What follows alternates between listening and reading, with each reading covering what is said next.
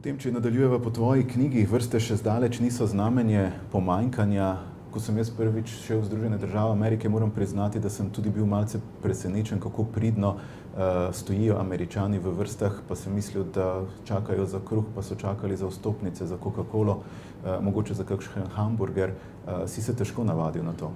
Ne, ampak ideja za to zadevo, za ta spis, za to poglavje je nastala pri moji sestrični Meliti, ki tle sedi v prvi vrsti.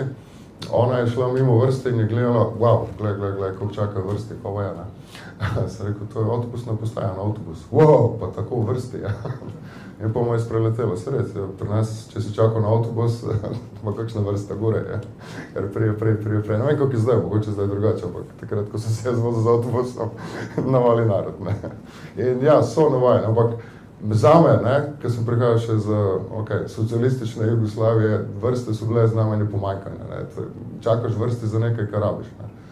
V Ameriki je čisto drugače, ne. Čakaš vrsti za nekaj, kar ne rabiš, ampak misliš, da moraš imeti ta zadnja verzija iPhona, ta restauracija, ki je zdaj in pa ta, mislim, stvari, ki jih res ne rabiš, ne za preživeti.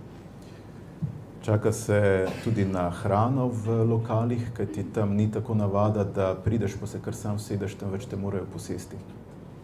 Ja, to ja, ampak za hrano, meni ni bil nikoli problem vse v New Yorku, ne, zaradi tega, ker to je fantastična zadeva tega mesta. Zjutraj lahko greš na kavo k Italijanom, za kosilo greš k Čehom ali pa k Bosancem, popoldne greš na pivo, ne vem komu spet. In izbira je takšna, da meni osebno se mi nikoli ni dalo čakati nikjer v vrsti. Se rečem pač nekam drugam.